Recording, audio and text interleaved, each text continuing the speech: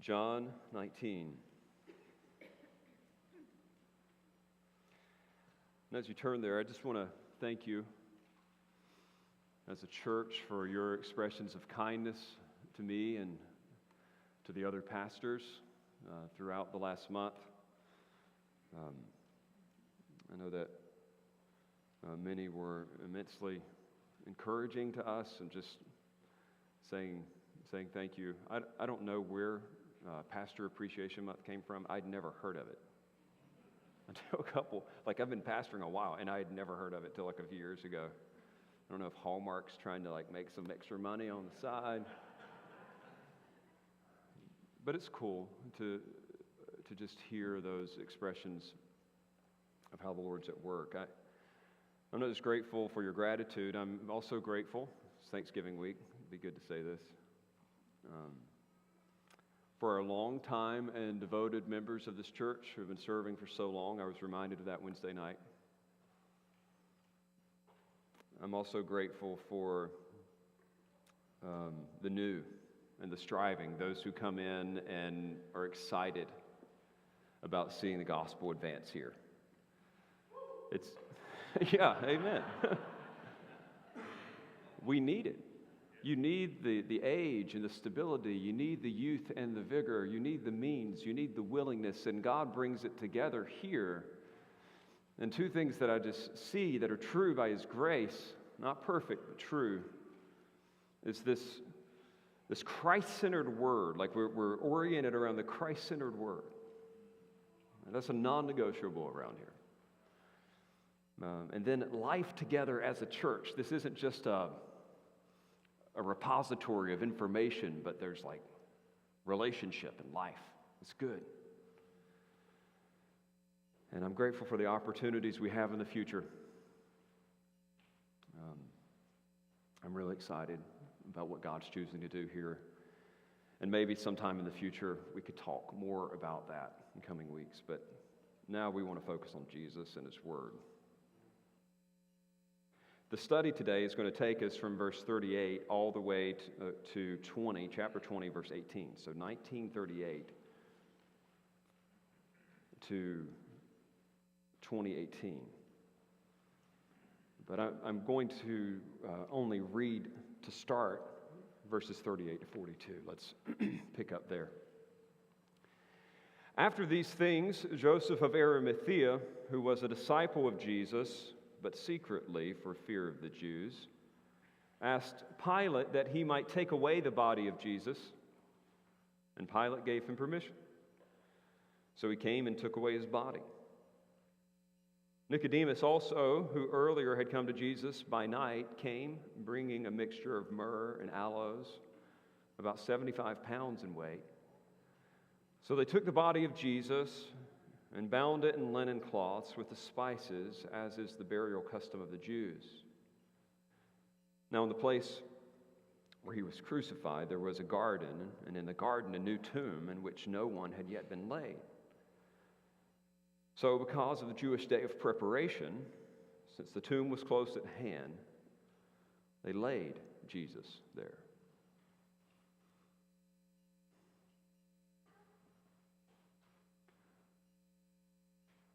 The first successful flight of a heavier-than-air machine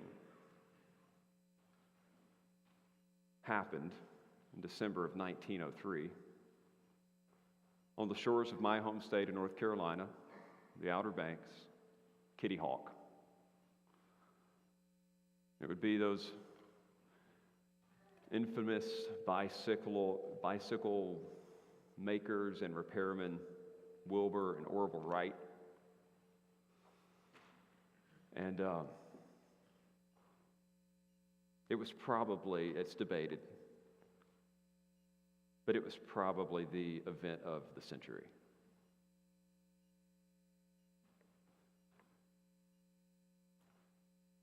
And the craziest thing about it,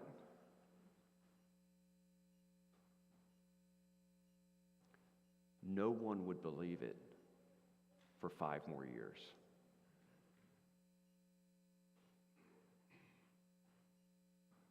One had remarked just a couple months before this had happened, people will fly at the same time they hit on perpetual motion. They said flight is about as possible as a perpetual motion machine. They'd heard rumors that these guys, not just Wilbur and Orville, there were several people trying to figure out how man could fly, and they're like, it's not happening. And that wasn't just anecdotal, it was like factual. I mean, it was, in fact, this is Simon Newcomb. None of you would know his name, but at the time he was kind of like the scientist du jour. He had been doing some formal research and publications on this very thing, like trying to just say, this is a fool's errand, people, you need to stop this. And with unassailable logic, he had testified 2 months before the Wrights flew that no one would ever be able to fly. It's total nonsense. And he says, even if a man did fly, he wouldn't dare to stop, because as soon as he did, he'd come crashing down to the ground, and so the invention would be absolutely irrelevant. It's unuseful, unhelpful. The Wrights tried to give people a heads up, like, no, this thing really works. They called the Associated Press and said, hey, come to Kitty Hawk, come see what we're doing. And they turned it down, and the official response of the editor-in-chief at the AP at the time was, why would we print such tripe? Undeterred, after their successful flight, the Wright brothers came back to their home in Dayton, Ohio in 1904, determined to make the machine more functional. It only could fly in a straight direction. They thought that it needed to be able to turn, of course, and so they actually rented out this local field in which they would perfect their craft. And I want you to keep in mind, it was an open field.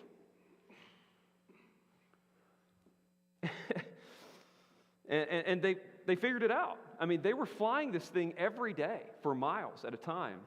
And so they wanted to do an official reveal. And so they called the local newspaper editors to come and send people out. And so they were going to do this climactic demonstration to finally prove that flight was indeed possible. And on that particular day, 15 to 13 guys show up, and the engine didn't work on the plane. They said, look, we can get it off the ground so you can get an idea of it and come back another day. And they flew the plane about 6 foot off the ground for a little while and then put it back down, but nobody was impressed. They said, look, give us till tomorrow. The next day, only 3 guys showed up, and the engine was still messed up. And then after that, they would not come back. It gets crazier. The engine does start working. They do start flying this thing 20 to 30 miles at a time. Now think about this. There's a machine flying around Dayton, Ohio. Reports are pouring in. The field is located like beside a railroad and a highway. Reports are pouring in from school children, from parents, from local farmers, that there is a machine flying out there, and the editors, that's like, they don't believe it. They said, people keep calling the office to inquire why there's nothing in the paper about such flights, and these callers are getting to be a nuisance. And when somebody asked them, why later, like, why wasn't it in the paper? They said, we just didn't believe it. But some people even felt sorry for them. One of these managing editors of the Dayton Journal said, I used to chat with them in a friendly way and was always polite to them because I sort of felt sorry for them. They seemed like well-meaning, decent enough young men, yet they were neglecting their business to waste their time day after day on that ridiculous flying machine. I had an idea that it might worry their father. They even became the butt of jokes. I mean, this is October 1904, so it's several months after they've been flying this thing around for a time. And it like became a local joke. The joke's not funny, but I'll read it to you anyway.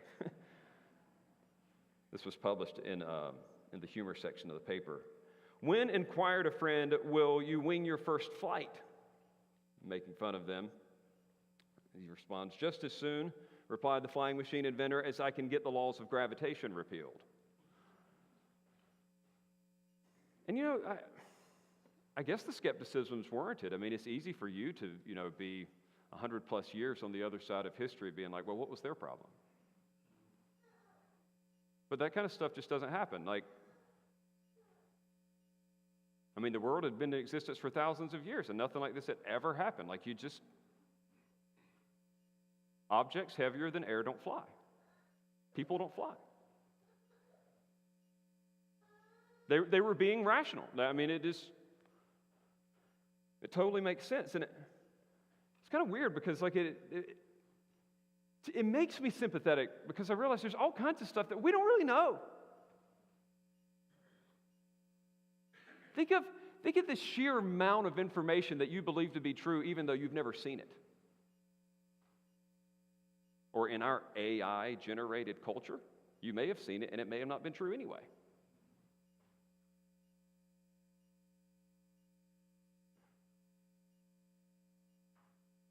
This whole story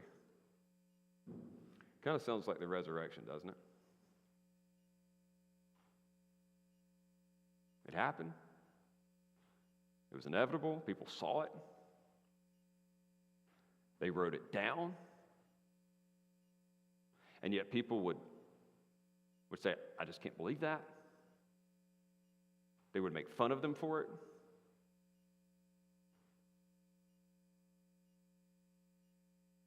Just in case you didn't know, disbelief in the resurrection is not a 21st century thing. In the first century, no one, let me repeat that, no one believed in the resurrection. Except for this small group of people in modern Palestine called the Jews. And not even all of them believed in it, only those who belonged to the Pharisees. There was a group called the Sadducees who thought that was out of bounds too. But hear me well, even that little group of Jews in that little part of the world that actually believed in physical resurrection, like a body coming back to life from the dead, even they thought that it was going to be an end-time event for everyone, not something by one person in the middle of the timeline. Nobody believed that. They just knew that it didn't happen. They would speak of it in classical Greece and in Rome as something that they could imagine, but it was never something that could occur to them. You're like, well, what about all this stuff about the afterlife, about Hades, about the Elysian fields? What is that? That was not bodily existence. They believed in some kind of an afterlife, but they thought it was like this spiritual, wispy kind of a thing, something like a consciousness, but like real bodily existence, it doesn't happen. Like this is your one shot to have a body, but you may be able to experience some kind of life afterward. And so this idea that this Jesus guy is like physically resurrected from the dead, that seems impossible. This isn't, as modern liberals would say, the spirit of Jesus lives on in our hearts. That's not what's being said. What these guys are saying is he had a body. You could touch his side. He ate fish. It's real. And for John, it's a huge, huge deal. It's the pinnacle of his gospel. Because it's the one thing that actually proves that this Jesus, this crucified king, is actually the Lord he says he is. John's been trying to show us the whole time. Just a little more background, don't worry, I'll get to the story. John's been trying to show us the whole time that this Jesus is indeed the Son of God, the ruler of the world, the rescuer, the hero. And he did that through all these signs. Remember, first 11 chapters, Jesus keeps doing these amazing things where he just shows his power over death and disease and even the physical order over the demonic realm. I mean, like he's large and in charge, but then the book takes a weird turn because like when Jesus is at his height, when he's at his most popular, when he does his biggest thing, when he raises a guy from the dead, and that guy's up and walking around. I mean, he rides into Jerusalem with that press having preceded him, and they're yelling, "King, King, save us now!" Like they're thinking, this is the king, and John's like, I would be thinking if I was John, all right, I'm just going to close the book right here. We got it. But John is so stubborn because he will not give up on what the Old Testament says about what this king is going to do. The king doesn't just rule and reign and dominate, but oddly, the Old Testament was saying that this guy would be dominated, that he would die. There were these indications that the hero of the story would actually lose to the enemy and somehow in that be a sacrifice for all those who would believe and trust in him. And so John has spent all the way from like 12 to 19 showing us that ultimate death, that shameful, degrading death in the crucifixion was all according to the plan of God. Jesus is doing this on purpose. It's fulfilling the Old Testament scriptures. Like it's all part of the plan. He's going to die. But guess what? It's one thing for him to die. But there was more to the plan than his death. He wasn't just a sacrifice, he was a sovereign. I don't know about you, but it ain't very useful to have a dead president. I mean, it's one thing to say that this Jesus guy was supposed to die, but he still had a whole program to fulfill. Like he was still supposed to ascend to his Father in heaven and then come and return and rule and reign and be with them. He promised all that. So what good is it if he dies and he stays dead? So John, knowing that nobody would believe this, is going to do his best to say, it actually happened, and let me tell you some details. He's going to drop names, places, historical details. I mean, he's just going to let you have it for 20 plus verses here. like the Wright brothers. He's going to give you, the editorials, the testimonies, the details. And the whole point of this section is to affirm that the crucified Lord actually overcame death. Crucified Lord doesn't make much sense. You can't die any worse way. He actually died. That's clear. The crucified Lord actually overcame death. His program's on schedule. He is who he said he was. And instead of giving you a bunch of evidences,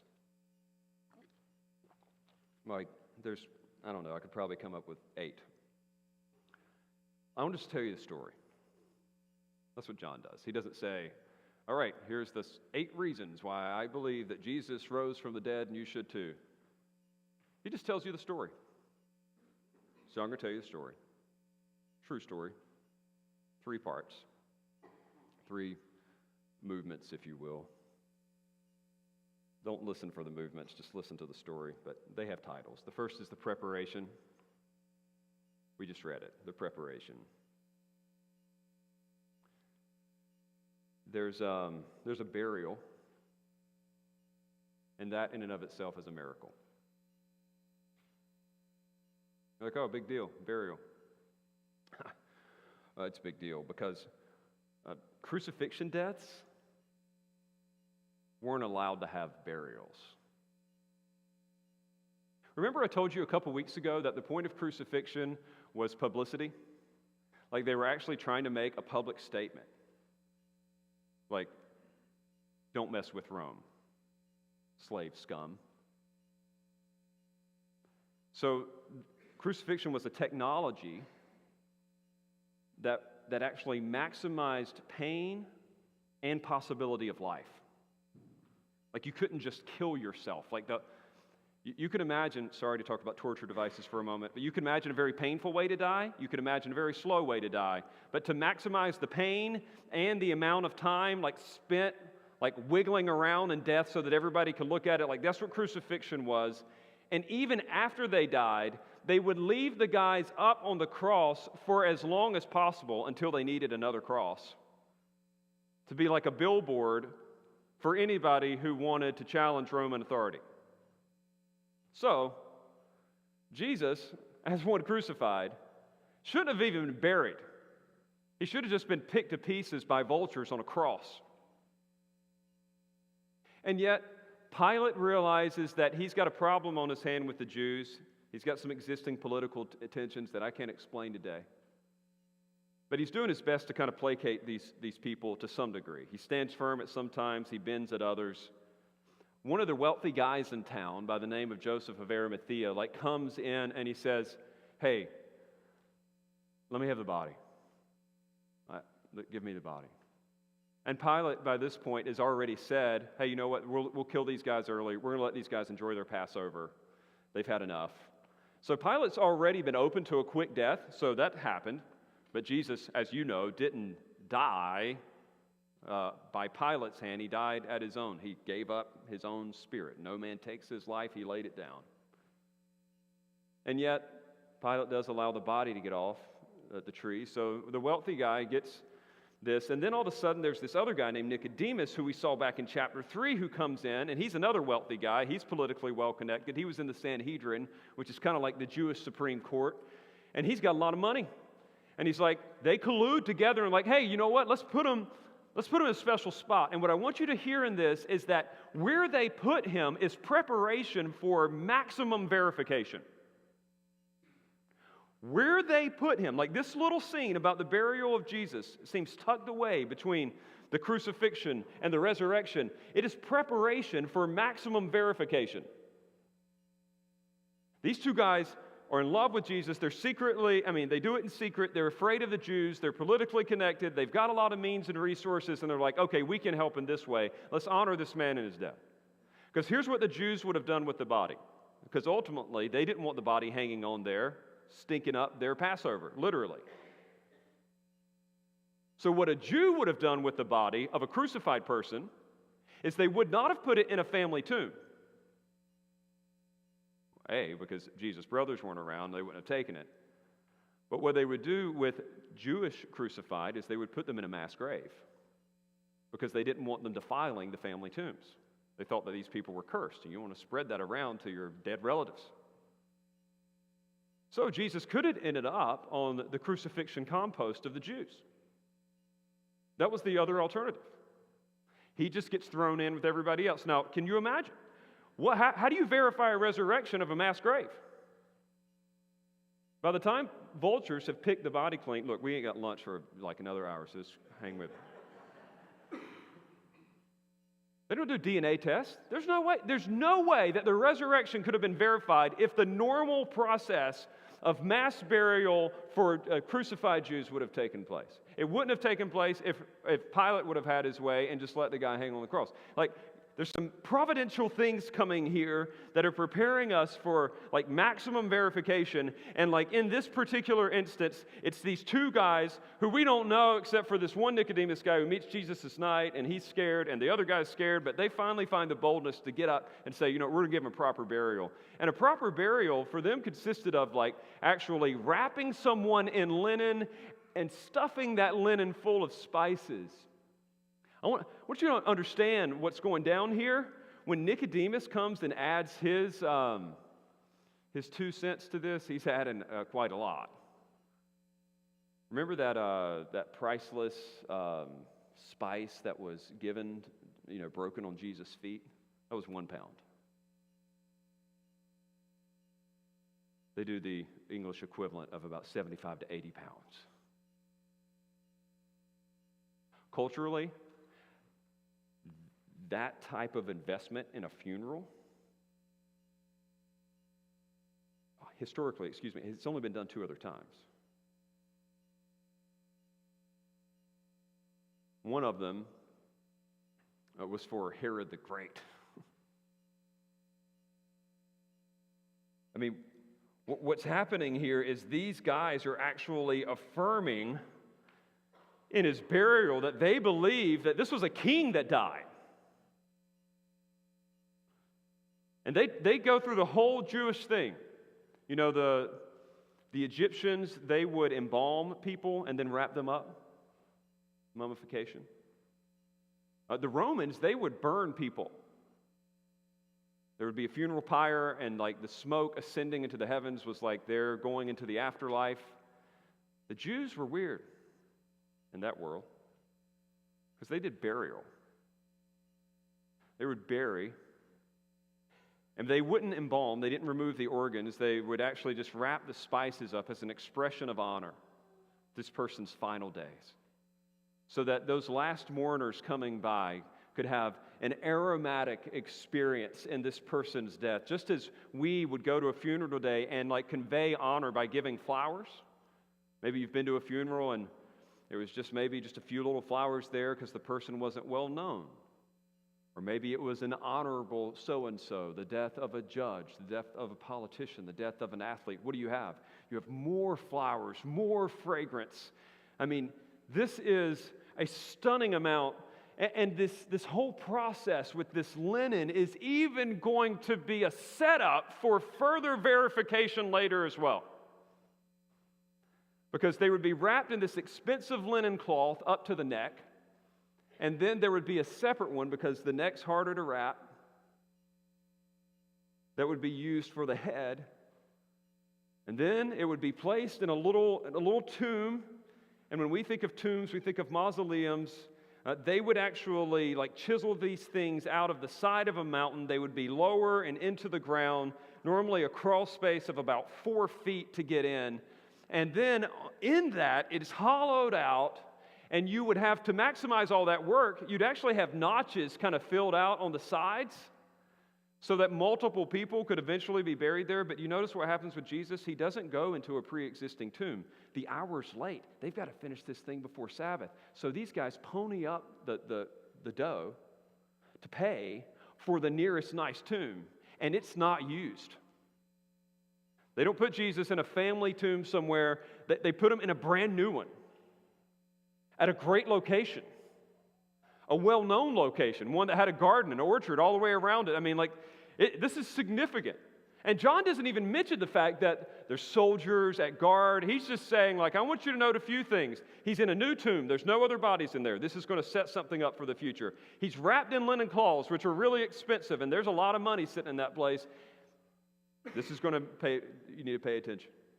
So there's some preparation. But the tomb is indeed sealed. That heavy stone, because it was down in the ground like a cave, a stone could be rolled on it, and like gravity would lock it into place. And of course, the reason why they would do that is not to keep the people in. They didn't assume that they were going to come out and come like walking out. It was because they wanted to keep other people out. Did you know grave robberies were such a problem at this particular time that 10 years later, the Emperor Claudius would actually have to institute capital punishment for robbing graves? Because people would put these valuables in the grave with them, and so they would naturally be ransacked. So a tomb is put over the mouth of the cave. There's the preparation. The providential staging for Jesus' power over death has been set. You know what it's like? It's like he's in the proverbial glass cage on the city street. If you've ever seen a David Blaine or those stories of Harry Houdini, Jesus is putting himself in the most public space possible. There's no curtains. There's no shadows. There's no scantily clad assistants to divert your eye. It is just him dead in a well-trafficked area. Guarded, sealed, wrapped, lifeless.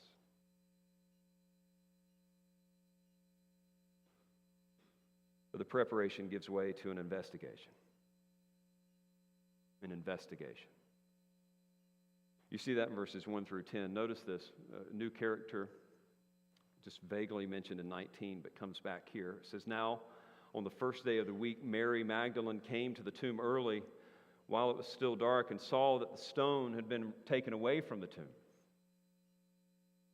Well, that's interesting. This Mary Magdalene, we don't know. John has not introduced us to her. You read the other Gospels and you find out that she was a follower of Jesus. She had 7 demons in her at one time. Jesus cast them all out. Like, we find out that she had an extraordinary love for Jesus. All we know from the Gospel of John is that she was there at the crucifixion standing by Mary, the mother of Jesus.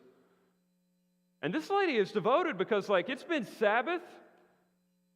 And here she is, like, she never really got the chance to, like, weep at the graveside. And you know what that's like if you've ever been there. Like, you want to be by the body. You want to pay your last respects. She didn't get the chance to do it. And so with Jerusalem loaded with people, she and potentially some others with her at this time go, like, early. Like, it's still dark outside, but it's still considered dawn. And she shows up and she can see enough through the light that the stone has actually been moved from the tomb. And this you would think would be like, yay, Jesus is alive. But remember, this is fact. People don't believe in personal resurrections. Heavier than air machines don't fly. Individual people don't come back to life from the dead. So what does she say? Notice this. Verse 2. So she ran and went to Simon Peter and the other disciple, the one whom Jesus loved. That's a pseudonym for John. And said to them, "They've taken the Lord out of the tomb, and we do not know where they've laid him." She mentions the other women here. But notice, her first response is, they stole his body. These guys had put him in this nice tomb. We were going to be able to celebrate and commemorate his kingly death on our behalf. Like, that's what we were hoping would happen. And yet, she's assuming that maybe these Jewish people, like these Jewish leaders, didn't want him to receive such honor in his death. Maybe they were going to transfer him to that mass grave. Maybe they did get political and get his body moved. And she's just thinking, like, they took it, they stole him. He's dead. He's dead for sure. But they stole him. And I guess anytime, like, there's a terrible accident and it's somebody involved with something you love, like, you want to be there on the scene. You get the call of a terrible car accident of a loved one, and you're like, let me get there. I want to be there. There's been a death. You're like, I need to be there. In this case, there's been a desecration. Like, the body of the Lord has been stolen. Like, so Peter and John are like, let's go. And so they went out. Verse 3, Peter went out with the other disciple, and they were going to the tomb. And both of them were running together. They're running, they're sprinting. And I like this. But the other disciple, John, outran Peter and reached the tomb first. You know, they say winners write history. John got to include here that he was faster than Peter. It's like a secret little jab. I just like to think of like this apostolic rivalry going on. I won.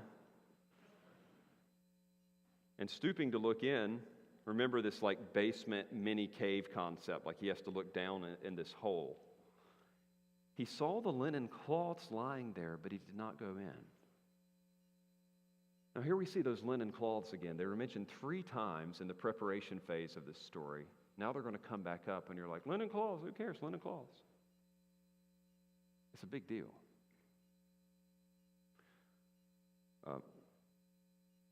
As I mentioned, even at Jesus' death a couple weeks ago, clothes were a valuable commodity in that culture. Textiles. It took a lot of work. I don't know if you understand this, but it takes a lot of work to make fabric. They don't grow on trees. So this is valuable. If somebody was to rob the grave or steal the body, they would not go through the trouble of leaving the one thing that was valuable. So John sees the linen cloths and he's thinking, this is maybe not a robbery. Or even if they were just going to try to move his body to another location to desecrate it, like put it in the mass grave, why would you go through the trouble of handling a dead corpse when you could be handling linen? Then Simon Peter came, huffing and puffing, I imagine. But he gives Simon Peter some credit because John only steps into the tomb, peeks into the tomb at first. Peter, big and bold, went into the tomb. And this is interesting. It says that he saw the linen cloths lying there. I don't like to do this all the time. I think it's relevant here. The word saw here is different than the word saw used earlier in the Greek. First saw is just, I see it. This one comes from the Greek word from which we get theater. It means like to observe prolongedly, like to gaze, to note. Because he's in there and he's close, like he's looking around, he's inspecting the scene more closely, and he sees and observes those linen cloths. So he gets similar thoughts as John, like, this is not a grave robbery, but he sees something else. Notice what he also sees, verse 7, and the face cloth, which had been on Jesus' head, not lying with the linen cloths, but folded up in a place by itself. Now, I want you to get what's going down here because it's pretty interesting. Whatever has happened, these cloths are just lying there, and that could kind of seem like a jumbled mess. But whoever was in there took the time to take that separate linen wrapped around the head, to fold it up nicely, and to put it in a corner. Like as if the fact that the grave clothes aren't left behind is enough. Whoever was in there, did something intentional to let the other people know that someone's been here. So Peter observes this, and that's weird. And I don't know what the conversation is. All we know is what happens next. Verse 8, then the other disciple, John, who was first scared to go in, it seems, he reached the one who had reached the tomb first. He also went in, and notice this in verse 8, he saw and believed. He's seeing that something's going down here, whereas Mary thinks that, okay, this was a grave robbery because she never looked in. Peter is thinking okay, this is not a grave robbery, the linens are still here. John takes it a step farther, and it says that he actually believed. I love the way one author put it. I just want to read this. It's beautiful. He says, something quite new surges up in the young disciple. A wild delight at God's creative power. He remembers the moment even afterwards, a different sensation, a bit like falling in love, a bit like sunrise, a bit like the sound of rain at the end of a long drought, a bit like faith. Oh, he'd had faith before. He had believed that Jesus was the Messiah. He had believed that God had sent him, that he was the man for God's people and for God's world. But this was different. He saw and believed. His belief now has gone to a new level. He's not just thinking at this point, okay, this isn't a grave robbery. He's thinking that the Lord is indeed alive in some way, shape, or form. Maybe he thinks that he's just ascended up to heaven because that's what Jesus said he would do. And notice how John wants us to understand that they didn't know what was going on. This is so important. You look at it in your text, verse 9, he adds this, for, it says he believed, for as yet they did not understand from the Scripture that he must rise from the dead. You know why this matters? It's not as if they had a bunch of Old Testament passages that they were really clear on and they're looking for this to happen. The passages were there. They were hidden in plain sight. We read one of them today in Psalm 16:8. This messianic figure who experiences the delight of God somehow avoids the corruption of the grave. And they were just thinking well, that's an awful strong hyperbole there, but okay, sure. They just looked right past it. They didn't think about the fact okay, that's impossible. We should be looking for a Davidic figure that so enjoys the pleasure of God that his soul is not abandoned to the grave. There were other places in the Old Testament that Jesus would have to come and, in the New Testament, where he'd show up to people and he'd have to show them himself in the Scriptures. They couldn't see it till he showed it to them, Luke 24 namely. These guys, they're not looking for this to happen. That doesn't happen. And yet, in this, he sees, whoa, something's happened. And here's the one more feature of this I want to point out. He sees it without seeing Jesus. He believes without seeing Jesus. He's convinced. This isn't clear to them yet in the Scriptures. And I don't know what happens next here. It seems strange. But they're so dumbfounded. And I think you get this. When you're truly shocked, I'm not talking like it's your surprise birthday party and you called it 3 weeks ago and you're like, oh. I'm talking like when you're truly shocked. Like when you get in a car accident. You never expect those. Like, what's going on? You're disoriented. John may believe that something indeed has happened, but he's like processing. And it says in verse 10, then the disciples went back to their homes. The stunned men go back to their Jerusalem Airbnb, wherever they're doing this Passover thing. And so the preparation has given way to an investigation. But John's readers still aren't sure exactly what's happened to Jesus. All we have so far is a good idea of what hasn't happened, namely that the body was stolen. We still don't know what has happened to the crucified Lord until the revelation of verses 11 through 18. Preparation, investigation, revelation. Let's look at it. Mary, she hasn't been heard from. Maybe she got there later. They ran. But it says in verse 11, Mary stood weeping outside the tomb. And as she wept, she stooped to look into the tomb. She wasn't privy to the results of this investigation. She wasn't there to hear that conversation, or maybe she was around the corner in shame, crying, because women didn't typically cry in front of men. Even now, woman starts to tear up because of her insensitive jerk husband. What does she do? She covers her face. She gets out of public eye. It's just the way it works. Mary's been around the corner. She doesn't know what's going down at this point, and yet she's left there now by herself, or maybe the other ladies are with her. But she finally works up the nerve to actually investigate the scene a little more for herself, and she peeks in, it says. And she sees next what no one else could predict. Look at verse 12. She saw, and that's that stronger Greek word again, observed, noticed, 2 angels in white sitting there, or where the body of Jesus had lain, one at the head and the other at the feet. Well, that was unexpected. We expected her to see some linen cloths and a folded napkin.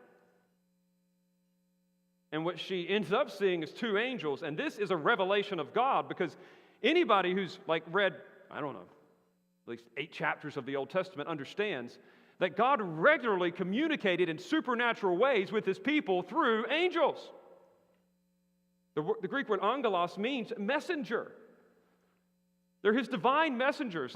God could send a message through normal means. He could plant a thought in somebody's brain, but when he wants to make it ultra evident that he's saying something that is over and above the natural order, he sends angels. And guess what? These angels are in full uniform, stunning white.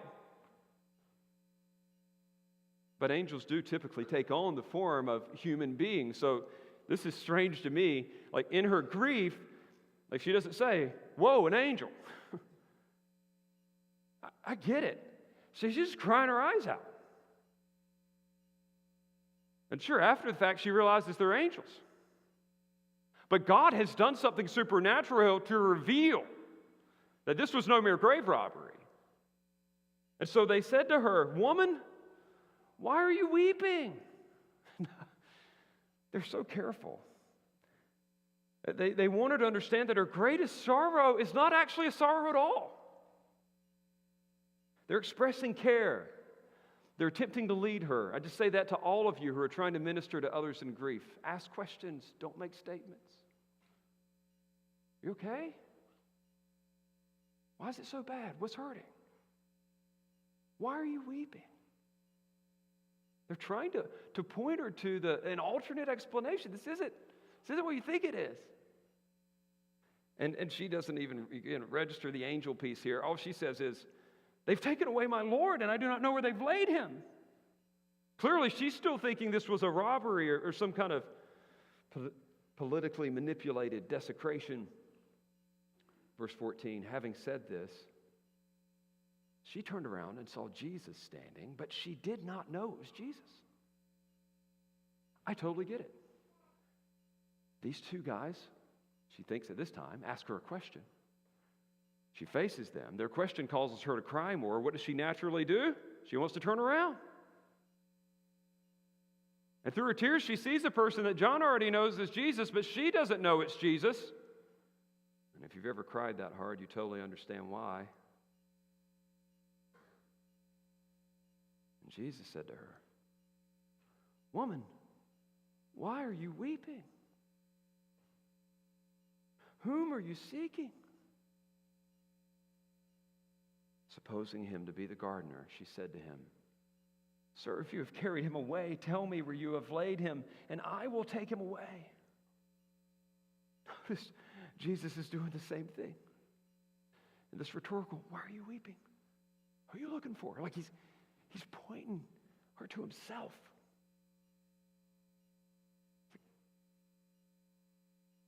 A speech act theory.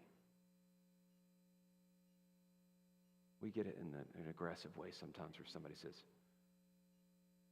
"Why didn't you do the dishes?"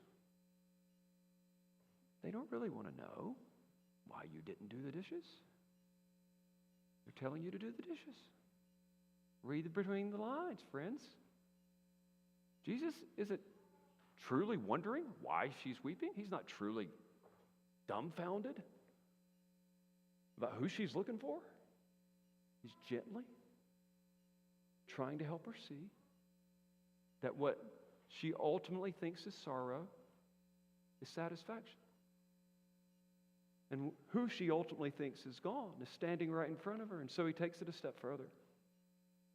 And Jesus said to her, "Mary." I love the way that he makes himself known. So personal. So tender, so intimate. He makes himself known as alive and present and available and ready and willing to fulfill his promises to save. How does he do that? He does it by calling her name. He knows her. Isn't that how he works? Think about it, friends. Isn't that how God works?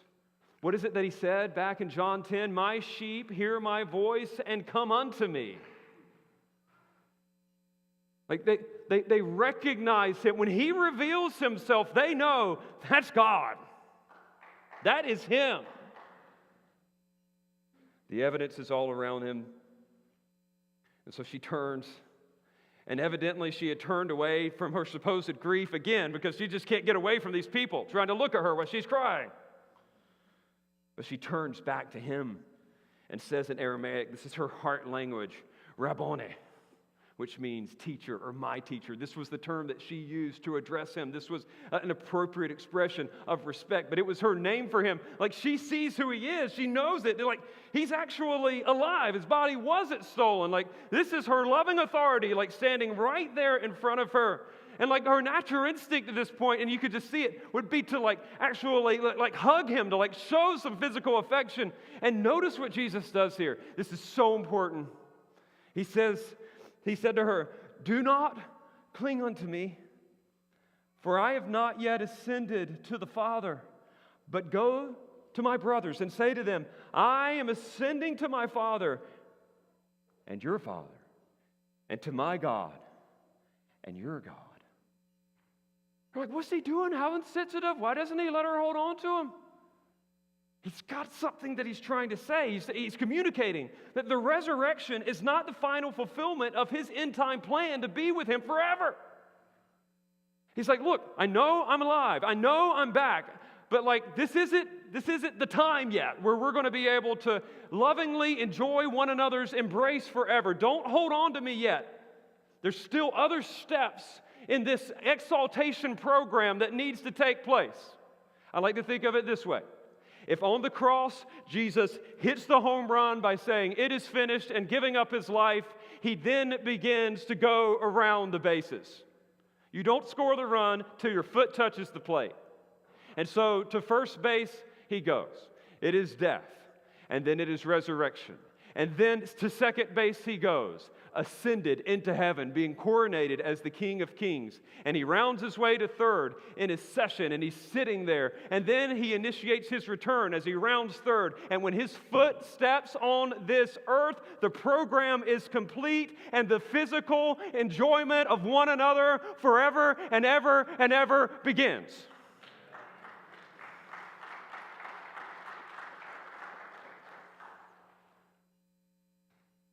This is why it matters. Because some of us are thinking, first base, why is he not showing up like I want him to now? Why is he not physically present? He's just at first base. Let him run the bases. What a powerful statement. And notice what he's communicating in this. He's saying, look, I'm going to be ascended, just like I told you.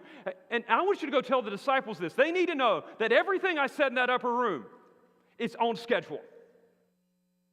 I am ascending to my Father, just as you said. But I love how he says this. He says, I ascend to my Father and to your Father, and to my God and to your God. What he's saying in this is that, we now enjoy this relationship with the Father. We both have this unique relationship with God. But I relate to the Father in one way, and you relate to him another way. I relate to him as God in one way, you relate to him as God in another way.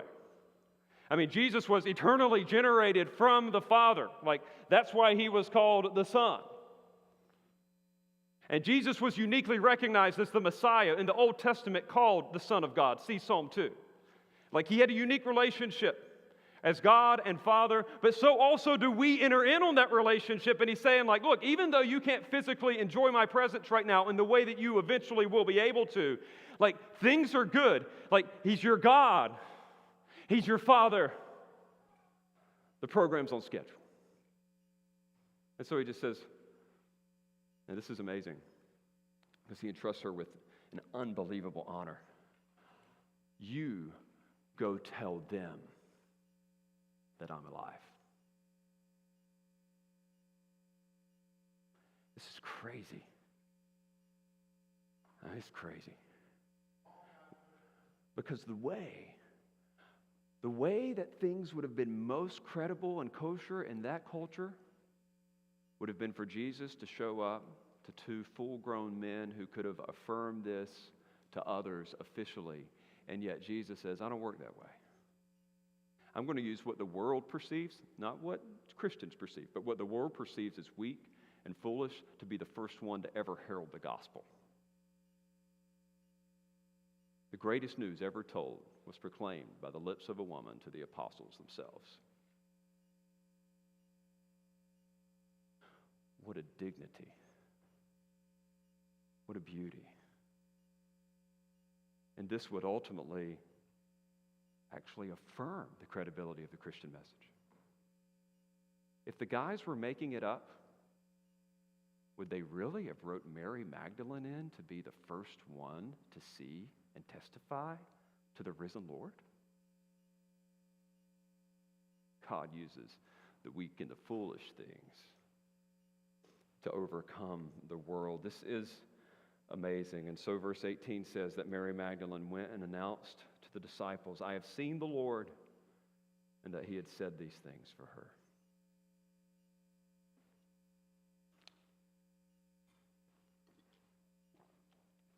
It took 6 years. 6 more years for the public to believe that the Wright brothers had actually flown.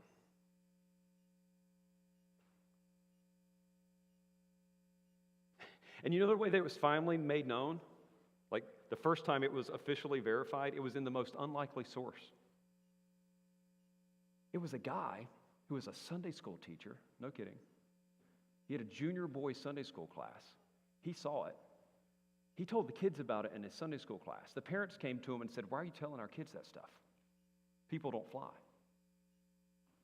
So he's like, "I'll show you." So this guy was like a professional beekeeper. And he even published a scientific journal called Gleanings in Bee Culture. And he actually took his scientific journal, peer-reviewed, and on March 1st, 1904, he actually publishes, for the first time, broad scale, that the Wright brothers had invented a flying machine. Isn't that crazy? It gets crazier. People still didn't believe it. No one would actually believe it until the government, the U.S. government, set up a demonstration in Fort Myers, Virginia, to finally, and I'm not kidding, this is what one of the guys who were quoted as saying, to put an end to this Wright brothers business. The government got involved. And the moment Orville Wright lifted the plane off the ground, the crowd gasped in astonishment. After flying at 40 miles per hour, maneuvering in every direction for over an hour nonstop, Orville landed the plane. He was rushed by the newspapermen, and each one of them had tears streaming down his cheeks. When the editors were asked about it in retrospect, like, "Why didn't you believe? Why didn't you believe?" So I guess, said Cumler, who was one of the editors, grinning after a moment's reflection, "The truth is that we were just plain dumb."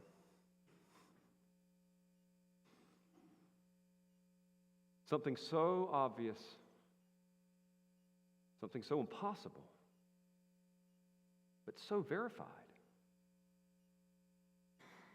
How do you not believe it? Can we review these evidences quickly? Think about it. The place he was buried, not just a mass grave, but an identifiable location. A pushed-away stone, not first interpreted as he's alive, but oh no, somebody stole his body. Nobody was looking for this to happen. The pile of clothes revealed that his body had somehow gone through those clothes. It ruled out robbery. It revealed some kind of intentionality. There's a folded napkin there, a face cloth. The presence of angels that signaled divine intervention. The presence of the Lord as he shows up in body, as evidenced by that forbidden touch, and he looks like any other man. Be verified more later. The prescribed good news that this resurrection is only one part in the plan, but there's more to come. If you're dissatisfied with what you see now in this like Christian experience, and you're hoping there's more, like Jesus is like, oh, good news. There's still more to come. I get it. And then the person who carried the good news. It was first entrusted to a woman who faithfully heralds the message. Say, Jess, that's a great story. I love it. Thank you. Thank you for reminding us of this. Why does it matter? Sometimes hard to believe things can seem rather irrelevant. It's kind of like when I hear people talk about the existence of UFOs or life on another planet. I'm like, well, even if there was, who cares? God made it. You know, like it doesn't seem that relevant to me. Why does this matter? There's 3 reasons why this matters, friends, and I have to say this quickly. And I'm kicking myself here for not giving more time, but here's the first one. It is the vindication of the crucified Lord. He was in the right. It seemed like all the stuff that had happened to him, like there's no way that this was God's man. There's no way that this was God's hero. And by him coming back to life again, to be the only person to overcome that on his own, it's like, yeah, it was. Here he is. This is exactly what he said he would do. And now that we see it in the Old Testament, we can't unsee it. This was indeed God's man. He was vindicated as Lord. And though the Roman government tried to quash him, like they tried to absolutely annihilate him, the strongest empire arguably in the history of the universe, relatively speaking, he overcomes it, and he ends up 300 years later overcoming Rome itself. And now 1 billion people around this world to some degree or another claim and confess that Jesus is Lord and risen again from the dead. He's the Lord. And friends, this is good news. It is news. It is not good opinions. It is not good instructions. It is an accomplished fact. It is something that has already happened. These evidences affirm it. He is our Lord. It is relevant for us. Here's the second reason. Not just does it vindicate our Lord. It underscores the emphasis of our message. This is our emphatic message, friends. This is what we preach as a church. This is what we herald. This is what we geek out on. The resurrected Jesus. And like we're in this world where it just becomes so easy for us to focus on so much. And we know so much about the Bible. And we can argue for so many other things. And isn't it strange? Isn't it strange that it seems like we only talk about the resurrection at Easter? I tried to look for hymns to sing. I'm not kidding. Hymn book from a well-established seminary that I know very well. And there was only 6 hymns on the resurrection. And I'm kind of thinking, what in the world are we singing about all the time? Compare it to Christmas. I love the way one guy put it. He said, ask people around the world what they think the biggest day of the year is for Christians. Most will say Christmas. That's what our society has achieved, a romantic midwinter festival, though we don't actually know what time of year Jesus was born, from which most of the things that really matter, the danger, the politics, are carefully excluded. The true answer, and I wish the churches would find ways of making this clear, is Easter. This is the moment of new creation. If it hadn't been for Easter, nobody would have ever dreamed of celebrating Christmas. This is the first day of God's new week. The darkness has gone. The sun is shining. Friends, this is what we do every Sunday, and this is what we need to be doing every Sunday. You know, that's why they moved their worship to Sunday, because that's when he rose again. Every week we come together and say, hey, he's still alive. Wow, he's still alive. That's what we're telling one another. And isn't it great that communion, celebrating his death, that his broken body and his shed blood, happens in the context of celebrating his life. Through that, we have life. He overcame that. He's alive. That's what we're doing here. We're not getting ammunition for our next theological debate at Starbucks. We're not here looking for a list of rules to beat up ourselves or others with. We're heralding news of an accomplished fact of what Jesus has already done for us. This is a party. And to the brother clapping, thank you. Because we're celebrating something. It's not weird. Here's the last one. I'm over time.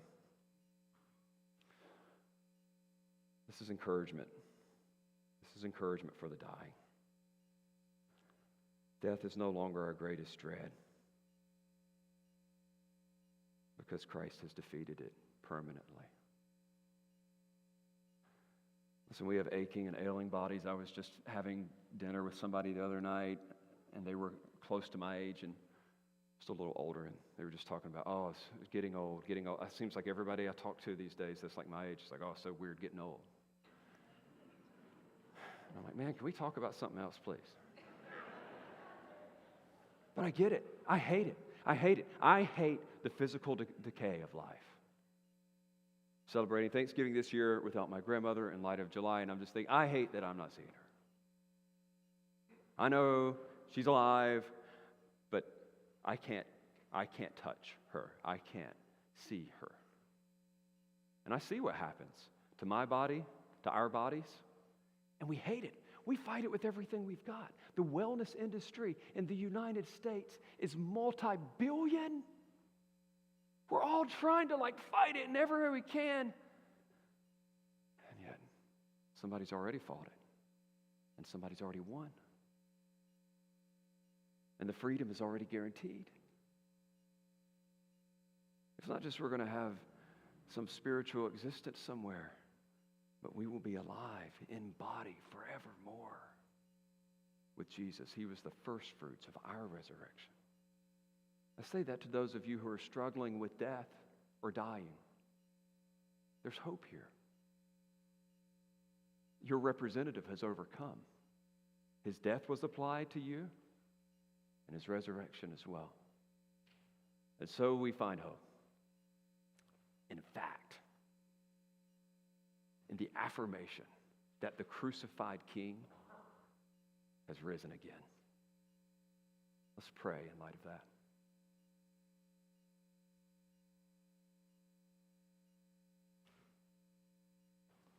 Lord Jesus, you have slain our greatest enemy. You have outlasted the wrath due us, our sin. And you have risen again in power, showing yourself to be the true Redeemer, ruler, hero, boss. And we joyfully submit afresh to you, trusting you for that full and final fruit of your victory when you return. And yet we enjoy it now in the Spirit. We're grateful. So we rejoice. And yet we are concerned for those who have not yet laid down their weapons of rebellion against the King and leaned in on him exclusively for salvation. Lord, grant saving faith to those who are in rebellion today. And we ask all of this in Jesus' name. Amen. Let's stand and sing together, "O Church, Arise," and focus on that chorus that comes up that says, "Arise,